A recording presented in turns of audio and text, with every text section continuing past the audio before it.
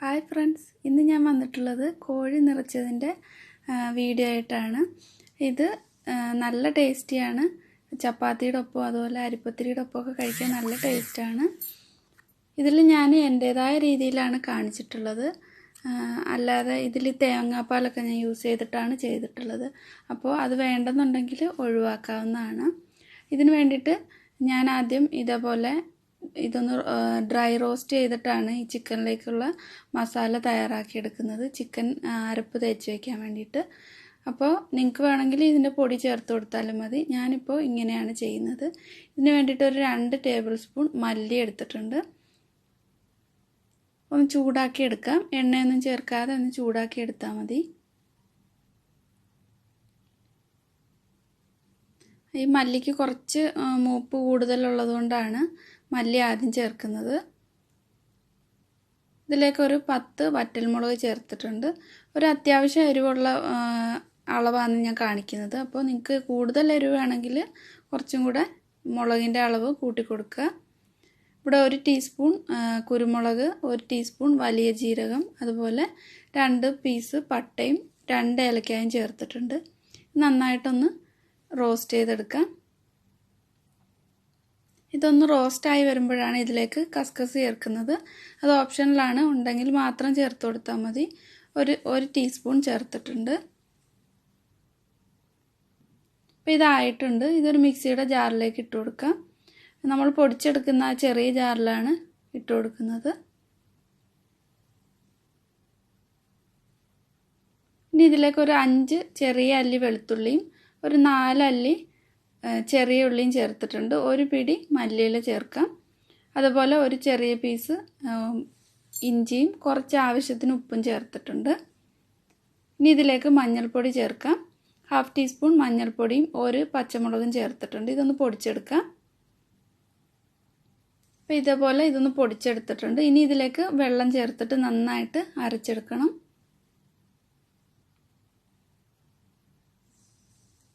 അപ്പോൾ അരച്ചെടുത്തിട്ടുണ്ട്. ഞാനിവിടെ ഒരു 1.25 കിലോ ഉള്ള ഒരു ചിക്കനാണ് എടുത്തിട്ടുള്ളത്. അത് ഇതേപോലെ ക്ലീൻ ചെയ്ത് ഉള്ളൊക്കെ നന്നായിട്ട് തന്നെ ക്ലീൻ ചെയ്താണ് വെച്ചിട്ടുള്ളത്. അപ്പോൾ ഇതിൽ ചെറിയ ചിക്കനാണ് എടുക്കുന്നതെങ്കിൽ ഒരു 3/4 കിലോയുടെയൊക്കെ ചിക്കൻ എടുത്താലും മതി.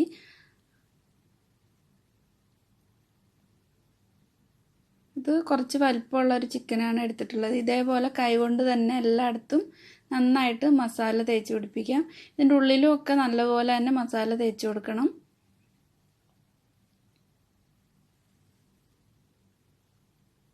ഇത് മസാല പുരട്ടിയിട്ട് ഒരു 2 മണിക്കൂറെങ്കിലും കുറഞ്ഞത് ഫ്രിഡ്ജിൽ വെച്ച് നന്നായിട്ട് മസാല ഈ ചിക്കനിലേക്ക് പിടിച്ചതിന് ശേഷമാണ് ഇത് കുക്ക് ചെയ്തെടുക്കുന്നത്.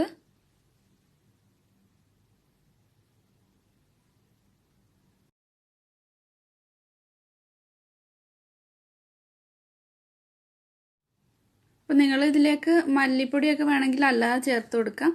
അപ്പോൾ ഞാൻ ഇതിങ്ങനെ ഡ്രൈ റോസ്റ്റ് ചെയ്തിട്ട് പൊടിച്ചിട്ടാണ് ചേർത്തിട്ടുള്ളത്.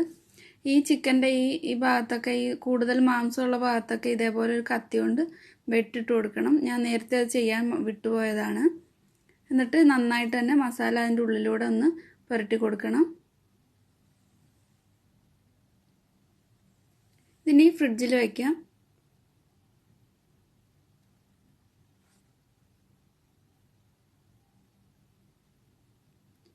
ചിക്കൻ കുറച്ച് നേരമായി ഫ്രിഡ്ജിൽ വെച്ചിട്ട് ഇനി ഈ ചിക്കൻ്റെ ഉള്ളിലായിട്ട് ഒരു മുട്ട റോസ്റ്റ് ചെയ്തിട്ട് വെക്കുന്നുണ്ട്. അപ്പോൾ അതിന് വേണ്ടിയിട്ട്, ഫില്ലിങ്ങിന് വേണ്ടിയിട്ടാണ് ഒരു 2 ടീസ്പൂൺ എണ്ണ ചേർത്തിട്ടുണ്ട്. വെളിച്ചെണ്ണയാണ്. അതിലേക്ക് കുറച്ച് ഇഞ്ചിയും വെളുത്തുള്ളിയും ചതച്ചത് ചേർത്തിട്ടുണ്ട്. 1 ടേബിൾ സ്പൂണൊക്കെയാണ് ചേർത്തിട്ടുള്ളത്. ഒരു പച്ചമുളക് ഇങ്ങനെ കട്ട് ചെയ്തിട്ടിട്ടുണ്ട്. അപ്പോൾ എരിവ് അനുസരിച്ചിട്ട് വേണമെങ്കിൽ 2 പച്ചമുളക് ചേർത്ത് കൊടുക്കാം. ഇതിലേക്ക് ഒരു വലിയ സവാള നീളത്തിൽ കട്ട് ചെയ്തത് ചേർത്തിട്ടുണ്ട്. ഒന്ന് വഴറ്റിയെടുക്കണം. ഇതിലേക്ക് കുറച്ച് കറിവേപ്പില ചേർത്തിട്ടുണ്ട്. പിന്നെ ഇതിനാവശ്യമായിട്ടുള്ള ഉപ്പും ചേർക്കാം. 1/4 ടീസ്പൂൺ മഞ്ഞൾപ്പൊടിയും അതുപോലെ 1 ടീസ്പൂൺ മുളക് പൊടി, കുറച്ച് ഗരം മസാല കൂടി ചേർക്കാം. ഇനി ഇതിലേക്ക് ഒരു തക്കാളിയുടെ ഒരു 1/4 ഭാഗം ചേർത്ത് കൊടുത്തിട്ടുണ്ട്. ഒരു ചെറിയൊരു പുളിക്ക് വേണ്ടിയിട്ടാണ്. നന്നായിട്ടൊന്ന് വഴറ്റിയെടുക്കുക. ഈ തക്കാളി കുറച്ചൊന്ന് ഉടഞ്ഞ് കിട്ടുന്നത് വരെ വഴറ്റി കൊടുക്കുക.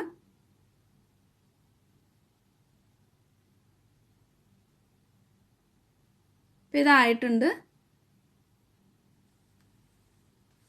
ചിക്കനും നന്നായിട്ട് മസാലയൊക്കെ പിടിച്ചിട്ടുണ്ട്. ഫ്രിഡ്ജിൽ നിന്ന് പുറത്തെടുത്തിട്ടുണ്ട്. ഇനി ഈ ചിക്കൻ്റെ ഉള്ളിലായിട്ട് മുട്ടയുടെ ആ മസാല വെച്ച് കൊടുക്കണം. ഞാൻ 2 മുട്ടയാണ് ഈ ചിക്കനിലേക്ക് വെച്ച് കൊടുക്കുന്നത്. അപ്പോൾ ഒരു 1/4 കിലോ അല്ലെങ്കിൽ 800 ഗ്രാമിൻ്റെയൊക്കെ ചെറിയ ചിക്കനാണ് എടുക്കുന്നതെങ്കിൽ 1 മുട്ടയുടെ ആവശ്യമുള്ളൂ. അപ്പോൾ ആദ്യം ഇതേപോലെ ആ മസാല വെച്ച് കൊടുത്തിട്ട് ഒരു മുട്ട വെച്ച് കൊടുക്കാം. വീണ്ടും മസാല വെച്ചിട്ട് അടുത്ത മുട്ടയും വെച്ച് കൊടുക്കാം.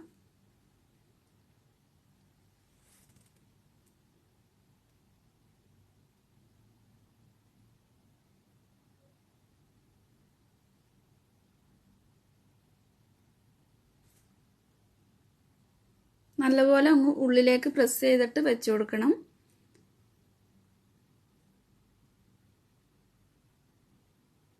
ഇനി ഇതൊന്ന് ഇതേപോലെ ഒന്ന് കവർ ചെയ്തെടുക്കാൻ വേണ്ടിയിട്ട് ഞാനൊരു സൂചിയിൽ നൂല് കോർത്തിട്ടാണ് ഇതുപോലെ ചെയ്ത് കെട്ടി കൊടുക്കുന്നത്. അപ്പം ടൂത്ത് പിക്ക് കൊണ്ട് വേണമെങ്കിൽ ചെയ്തെടുക്കാം.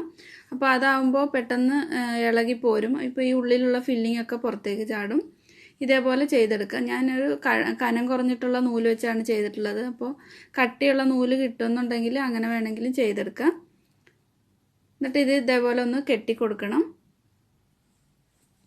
ടൂത്ത് പിക്ക് വെച്ച് കഴിഞ്ഞാൽ നമ്മൾ ഈ ചിക്കൻ തിരിച്ചൊക്കെ ഇട്ട് കൊടുക്കുന്ന സമയത്ത് അതങ്ങ് പൊട്ടിപ്പോയിട്ട് ഈ ഫില്ലിംഗ് ഒക്കെ പുറത്തേക്ക് ചാടി വരും. അതുകൊണ്ടാണ് ഇങ്ങനെ ചെയ്തെടുക്കുന്നത്. അപ്പം ഇങ്ങനെ ഒന്ന് കെട്ടി കൊടുക്കാം. ഇത് കുക്കായി കഴിയുമ്പോൾ ഈ നൂലങ്ങ് കട്ട് ചെയ്തിട്ട് കളഞ്ഞാൽ മതി. ഇനി ഇതിൻ്റെ കാല് രണ്ടും കൂടെ ഒന്ന് കോർത്ത് വയ്ക്കുന്നതിന് വേണ്ടിയിട്ടാണ് ഈ ഒരു സൈഡിൽ ഇതേപോലെ കത്തി വെച്ചിട്ടൊന്ന് കീറി കൊടുക്കുക. എന്നിട്ട് അതിൻ്റെ ഉള്ളിലായിട്ട് മറ്റേ കാല് കോർത്ത് വയ്ക്കാം.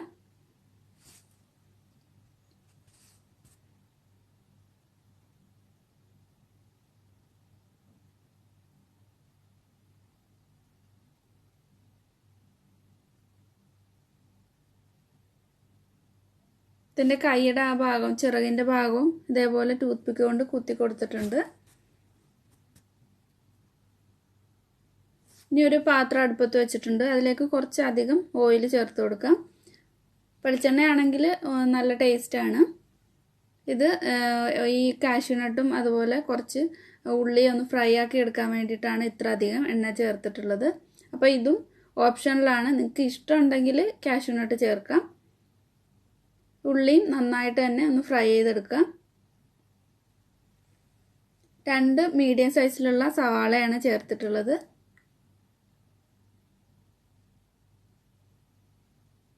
ഹൈ ഫ്ലെയിമിൽ തന്നെ ഇട്ടിട്ട് ഒന്ന് ലൈറ്റ് ബ്രൗൺ ആകുമ്പോൾ ലോ ഫ്ലെയിമിലേക്ക് മാറ്റിയാൽ മതി. അപ്പോൾ ഇതായിട്ടുണ്ട്. ഇനി ഈ എണ്ണയിലേക്ക് തന്നെ നമ്മൾ ചിക്കൻ വെച്ചിട്ട് ഒന്ന് ആദ്യം ഒരു 5 മിനിറ്റ് മാത്രം ഫ്രൈ ചെയ്തെടുക്കുന്നുണ്ട്. നന്നായിട്ട് കുക്കായൊന്നും വേണ്ട. സൈഡൊക്കെ പുറം ഭാഗം ഒന്ന് നല്ലതുപോലെ ഒന്ന് മൊരിഞ്ഞ് കിട്ടണം. അത്രമാത്രം മതി. പിന്നീട് ഇത് ഗ്രേവിയിലിട്ടിട്ട് കുക്ക് ചെയ്തെടുക്കുന്നുണ്ട്. ഇടയ്ക്കിടയ്ക്ക് ഇതൊന്ന് മറിച്ചിട്ട് കൊടുക്കണം. ഇപ്പോൾ ചെറിയ ചിക്കൻ ആണെങ്കിൽ ഈസിയാണ് ഇത് മറിച്ചിട്ട് കൊടുക്കാൻ. ഇപ്പോൾ ഇത് വലുതായതുകൊണ്ട് കുറച്ച് പാടാണ് തിരിച്ച് ഒക്കെ ഇട്ട് കൊടുക്കാൻ. ഇതേപോലെ മറിച്ചിട്ട് കൊടുക്കാം. ഒരു സൈഡ് കുറച്ചൊന്നാവുമ്പോൾ തന്നെ മറിച്ചിട്ട് കൊടുക്കണം.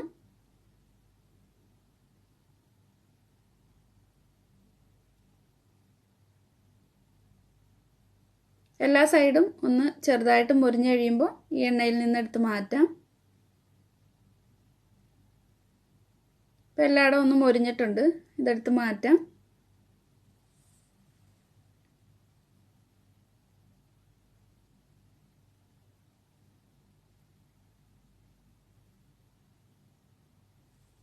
ചിക്കൻ എടുത്ത് മാറ്റിയിട്ടുണ്ട്. ഈ എണ്ണ തന്നെയാണ് ഇനി ഉള്ളി വഴറ്റാൻ വേണ്ടിയിട്ട് യൂസ് ചെയ്യുന്നത്. അപ്പോൾ അതിൻ്റെ ആ അടിയിലുള്ള ആ കരടൊക്കെ ഒന്ന് മാറ്റിയിട്ട് എണ്ണ ഒഴിച്ചിട്ടുണ്ട്.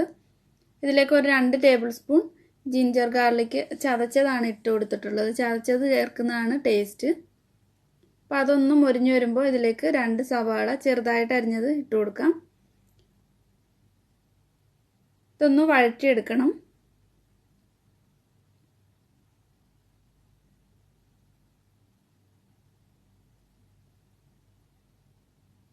ഇത് ചെറുതായിട്ടൊന്ന് വഴന്നു വരുമ്പോൾ ഇതിലേക്ക് 1 ടീസ്പൂൺ മുളകിൻ്റെ പൊടി ചേർക്കാം. അതുപോലെ 1/2 ടീസ്പൂൺ മഞ്ഞൾപ്പൊടി, കുറച്ച് ഗരം മസാല ചേർക്കുന്നുണ്ട്, 1 ടീസ്പൂൺ മല്ലിപ്പൊടി ചേർത്തിട്ടുണ്ട്. അപ്പോൾ ഇതിൽ മുളകിൻ്റെ അളവൊക്കെ എരിവനുസരിച്ചിട്ട് ചേർത്ത് കൊടുത്താൽ മതി. ഇതിനാവശ്യമായിട്ടുള്ള ഗ്രേവിക്ക് ആവശ്യമായിട്ടുള്ള ഉപ്പ് ചേർത്തിട്ടുണ്ട്. ഒരു വലിയ തക്കാളിയും ഒരു പച്ചമുളക് കൂടെ ചേർത്തിട്ടുണ്ട്. ഇതിനെ ഒന്ന് വഴറ്റി കൊടുക്കാം. തക്കാളി ഒന്ന് ഉടഞ്ഞു വരുന്നത് വരെ വഴറ്റണം.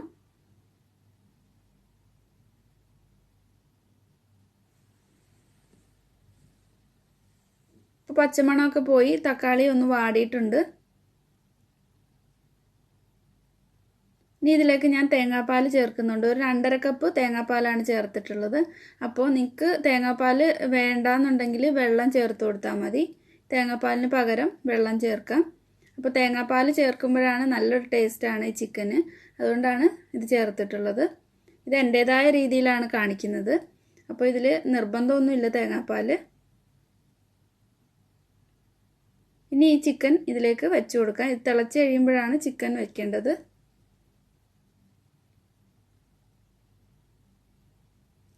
ഇടയ്ക്കിടയ്ക്ക് ഈ ഗ്രേവി ഈ ചിക്കൻ്റെ മുകളിലേക്ക് ഒന്ന് ഒഴിച്ചു കൊടുക്കണം.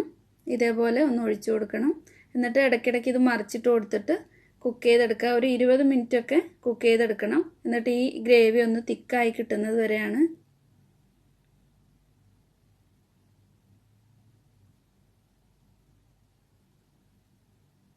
ഇതിലേക്ക് നേരത്തെ ഫ്രൈ ചെയ്ത് വെച്ചിട്ടുള്ള ആ സവാളയിൽ നിന്ന് കുറച്ച് ചേർത്തിട്ടുണ്ട്. അടച്ച് വെച്ചിട്ട് കുക്ക് ചെയ്യാം. ഇടയ്ക്കിടയ്ക്ക് ഇതൊന്ന് മറിച്ചിട്ട് കൊടുക്കണം. എന്നിട്ട് ഈ ഗ്രേവി ഇതിൻ്റെ മുകളിലായിട്ട് ഒന്ന് ഒഴിച്ചു കൊടുക്കണം.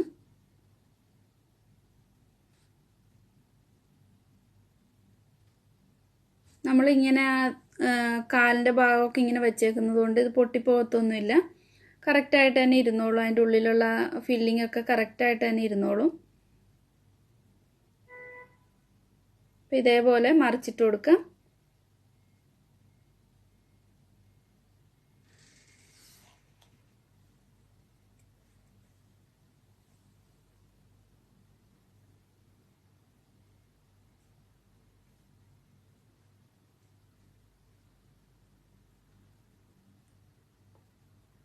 ഇതിലേക്ക് കുറച്ചുകൂടി സവാള ഫ്രൈ ചെയ്തതും അതുപോലെ കാഷ്യൂ നട്ട് കുറച്ച് ചേർക്കുന്നുണ്ട്.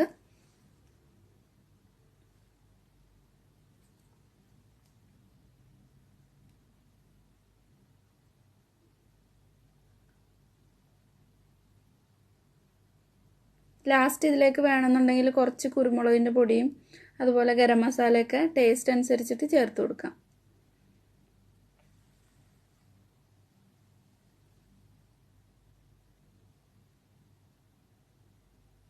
ഒന്നുകൂടി ഇത് അടച്ചു വെച്ചിട്ട് കുക്ക് ചെയ്തെടുക്കാം.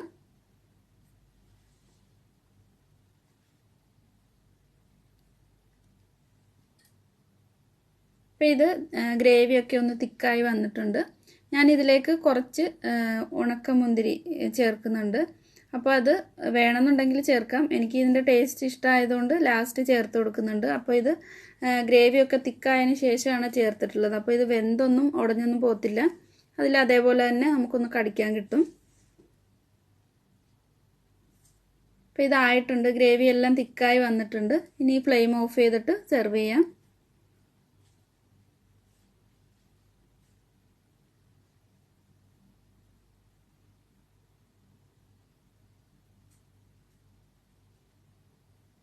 ഇപ്പോൾ ഗസ്റ്റൊക്കെ വരുമ്പോഴൊക്കെ ചെയ്ത് കൊടുക്കാൻ പറ്റിയ നല്ലൊരു റെസിപ്പിയാണ്. എല്ലാവരും ട്രൈ ചെയ്ത് നോക്കുക. ഈ വീഡിയോ ഇഷ്ടപ്പെടുന്നെങ്കിൽ ലൈക്ക് ചെയ്യാനൊന്നും മറക്കണ്ട. അതുപോലെ ഇതുവരെ സബ്സ്ക്രൈബ് ചെയ്തിട്ടില്ലാത്തവർ സബ്സ്ക്രൈബ് ചെയ്യാനും നിങ്ങളുടെ ഫ്രണ്ട്സിനൊക്കെ ഒന്ന് ഷെയർ ചെയ്ത് കൊടുക്കാനും മറക്കരുത്. ഇതിന് മുകളിലായിട്ട് കുറച്ച് കാഷ്യൂ നട്ടും അതുപോലെ ആ സവാള ഫ്രൈ ചെയ്തതൂടെ ഇട്ട് കൊടുക്കുന്നുണ്ട്.